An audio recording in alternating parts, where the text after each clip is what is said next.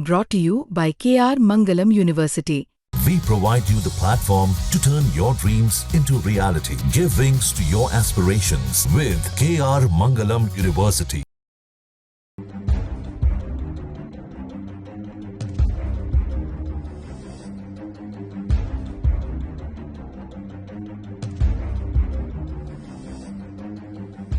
दोस्तों, ऑपरेशन सिंदूर के बाद पाकिस्तान ने जो भारत के साथ कायराना हरकतें की और इससे पहले भी जो पहलगाम में आतंकी हमले हुए पहलगाम के बैसन घाटी में, उसके बदले में भारत ने ऑपरेशन सिंदूर को अंजाम दिया।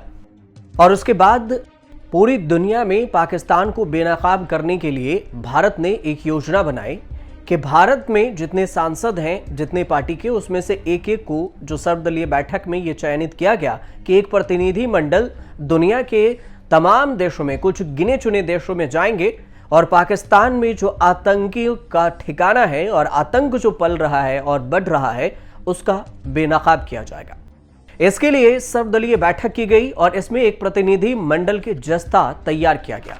इसमें हर पार्टी से एक दो सांसदों को लिया गया। इसमें जिन नामों को लेकर चर्चा हुई और जिन नामों पर मुहर लगी, उन दोनों को लेकर विवाद हो गया है। और यह विवाद हुआ है सबसे पहले कांग्रेस में। कांग्रेस में जो डेलीगेशन कमेटी में से शशि थरूर का नाम सामने आया, तो कांग्रेस की तरफ से जयराम रमेश का कहना हुआ कि हमने तो शशि थरूर का नाम दिया ही नहीं, तो फिर शशि थरूर का नाम कैसे आ गया।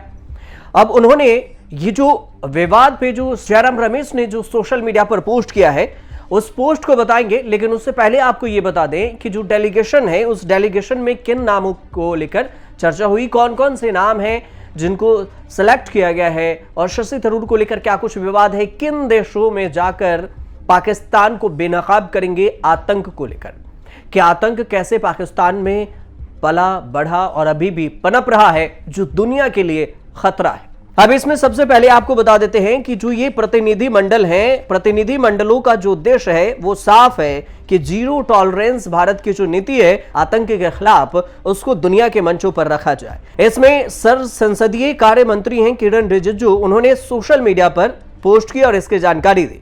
उन्होंने लिखा कि सबसे अहम पलों में भारत एकजुट खड़ा होता है और 7 सर्वदलीय प्रतिनिधि मंडल जल्द ही प्रमुख साझेदार देशों का दौरा करेंगे। आतंकवाद के प्रति जीरो टॉलरेंस का हमारा साझा संदेश वहां ले जाएंगे और यह राजनीति से ऊपर और मतभेदों से परे राष्ट्रीय एकता का शक्तिशाली प्रतीक है। शशि थरूर को लेकर भी इसके बारे में जो डेलीगेशन है उसमें नाम सामने आया। प्रतिनिधि मंडल का जो दौरा है संयुक्त राष्ट्र सुरक्षा परिषद के सदस्य देशों और अन्य प्रमुख सहयोगी देशों में इस महीने के अंत तक होगा। प्रतिनिधि मंडलों का जो नेतृत्व करने वाले सांसद हैं, उनमें शशि थरूर का नाम पहले है जो कांग्रेस से हैं, रविशंकर प्रसाद हैं बीजेपी से, संजय झा हैं जनता दल से यानी जेडीयू नीतीश कुमार के पार्टी से, बैजयंत पांडा हैं बीजेडी से। इसके अलावा कनिमोझी हैं करुणानिधि, इसके अलावा देखेंगे तो द्रविड़ मुन्नेत्र कन्नम है जो डीएमके है उससे हैं। और इसमें से जो एक बात और खास सामने आई है कि सुप्रिया सुले हैं राष्ट्रवादी कांग्रेस पार्टी यानी एनसीपी शरद पवार की जो पार्टी है उसमें से। श्रीकांत एकनाथ शिंदे हैं शिवसेना एकनाथ शिंदे की पार्टी से। ये प्रतिनिधि मंडल है। जिस एक नाम को लेकर विवाद है वो नाम है शशि थरूर का। शशि थरूर के नामों को लेकर चर्चा इसलिए है क्योंकि उनके नाम कांग्रेस की तरफ से आगे पेशकश की ही नहीं गई थी। बावजूद इसके उनके नामों पर सर्वदलीय बैठक में कैसे प्रतिनिधि मंडलों के जस्ता में उनका नाम शामिल हो गया, इसी वजह से कांग्रेस के जयराम रमेश सवाल उठा रहे हैं। लेकिन देखिए, प्रतिनिधि मंडल का जो दौरा है इसमें से देखिए कहां जाएंगे। ये जाएंगे ब्रिटेन, अमेरिका, दक्षिण अफ्रीका, कतर और संयुक्त अरब अमीरात जैसे देशों की यात्रा करेंगे। ये विदेश दौरा 22 मई के बाद शुरू होने की संभावना है। भारत सरकार का यह प्रयास है कि वैश्विक मंच पर पाकिस्तान प्रायोजित जो आतंक है उसके और उनके ठिकानों को दुनिया के सामने उजागर करना। अब जो विवाद है उसमें यह समझिए, शशि थरूर कह रहे हैं कि मुझे भारत सरकार द्वारा हालिया घटनाओं पर देश का दृष्टिकोण 5 प्रमुख देशों की राजधानियों में रखने के लिए सर्वदलीय प्रतिनिधि मंडल का नेतृत्व करने का निमंत्रण पाकर मैं सम्मान महसूस हो रहा हूं और जब बात राष्ट्रीय हित की हो तो मेरी सेवाओं की आवश्यकता हो तो मैं कभी पीछे नहीं हटूंगा। जय हिंद। शशि थरूर का ये पोस्ट है। और इसके बदले जो जयराम रमेश लिख रहे हैं, जयराम रमेश का भी ट्वीट आप समझ लीजिए। जयराम रमेश का कहना है कि कल सुबह संसदीय कार्य मंत्री किरेन रिजिजू से कांग्रेस अध्यक्ष और लोकसभा में विपक्ष के नेता से बातचीत की। कांग्रेस से पाकिस्तान से आतंकवाद पर भारत के रुख को स्पष्ट करने के लिए विदेश भेजे जाने वाले प्रतिनिधि मंडलों के लिए 4 सांसदों के नाम देने को कहा गया और 16 मई को दोपहर तक लोकसभा में विपक्ष के नेता के संसदीय कार्य मंत्री को कांग्रेस की ओर से जिन 4 नामों को दिया गया उनमें पहले पर थे आनंद शर्मा, पूर्व केंद्रीय कैबिनेट मंत्री। दूसरे पर गौरव गोगोई, उप नेता है लोकसभा में कांग्रेस के। और तीसरे पर है डॉक्टर सैयद नसीर हुसैन, सांसद हैं राज्यसभा के। चौथे पर हैं राजा बरार, सांसद हैं लोकसभा के। तो इन 4 नामों में से शशि थरूर का नाम तो कहीं है ही नहीं, तो फिर प्रतिनिधि मंडल में ये जो सत्ता पक्ष है वो शशि थरूर का नाम कैसे शामिल कर दी, और इसी को लेकर विवाद हो गया।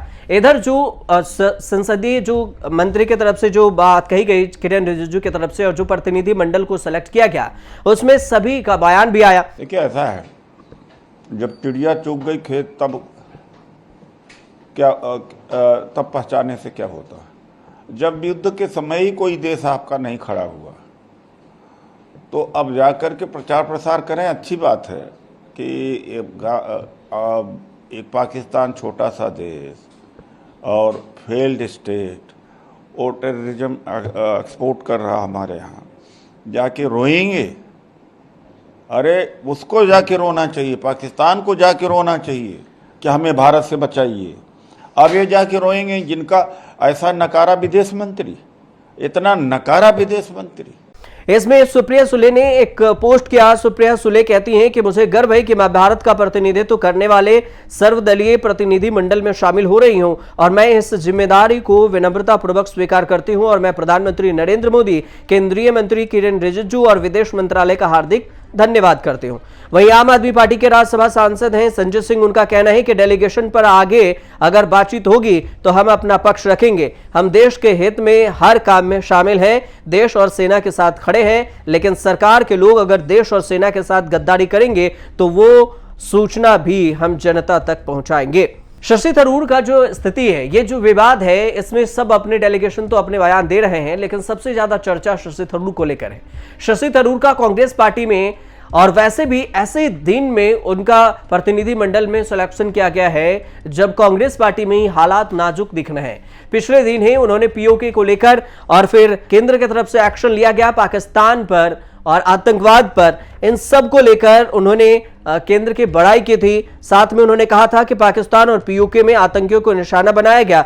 तो 7 मई को जो कार्रवाई हुई उसमें 100 से ज्यादा आतंकी मारे गए। सरकार ने संयम से काम लिया है, ये शशि थरूर का काम था। लेकिन इनके जो बयान है, उनके बयान पर कांग्रेस पार्टी का कहना हुआ था कि शशि थरूर सवाल पूछने से और समर्थन देने से बढ़िया अगर केंद्र से यह पूछ लेते कि पीओके कब लाएंगे, इतने दिन से आप पीओके पर लड़ रहे हैं तो फिर पीओके हमारे यहां कब आएगा, जम्मू कश्मीर के जो आतंकवाद के मुद्दे हैं वो पूरी तरह से खत्म कब होगा, और ये उदित राज ने उनसे पूछा था।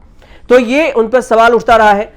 थरूर का जो विचार है वो कांग्रेस पार्टी की सोच से शायद अलग है और कांग्रेस पार्टी प्रधानमंत्री मोदी की सरकार पर ट्रांसपेरेंसी की कमी का आरोप लगा रही है। कांग्रेस अमेरिका की भूमिका पर भी सवाल उठा रही है कि सीज फायर में तीसरे देश के जो एंट्री है कैसे हुई। और इधर जयराम रमेश शशि थरूर के बयान से किनारा कर रहे हैं। उनका कहना है कि ये उनकी अपनी राय है और जब थरूर साहब बोलते हैं तो फिर यह पार्टी की राय नहीं होती है।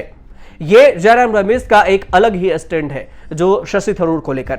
लेकिन सबसे बड़ी बात यह भी है कि थरूर का कांग्रेस पार्टी के साथ रिश्ता उतार चढ़ाव रहा है और देखने को मिला है।